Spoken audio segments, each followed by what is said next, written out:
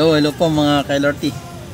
Nandito po tayo sa Paris Church ng bayan po ng Pililla, Rizal.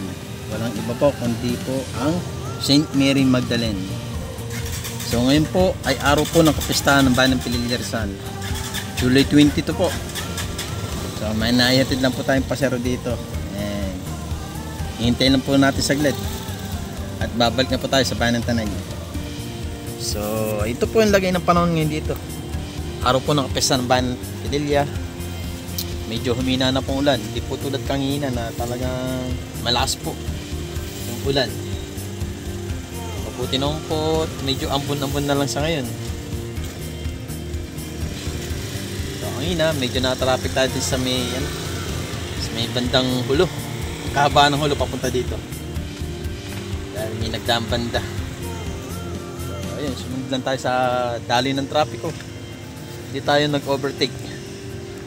Pangit yun. So ayan po. Shoutout po sa mga subscribers natin na mula po dito sa bayan ng Pililla, Rizal. Pangunguna po ni Madam Rosily Antonio. Kamusta po Madam Rosily? Happy Fiesta po dito sa bayan nyo. Sa inyong mahal na patron. Ayan. So sa ating manugang na si Rayna May Patenya. At sa kanya buong family na taga dito lang din po sa Pililla, Rizal. Yung mga former natin mga katrabaho na taga Pililla, Rizal, shoutout din po sa inyo. Happy Fiesta. Naman meron pa ba? So joke lang po. So enjoy lang po kayo mga taga Pililla sa inyong kapistahan ng bayan ng Pililla po. Enjoy lang po sa mga nagiinom sa tiyan, huwag sa ulo, para walang gulo.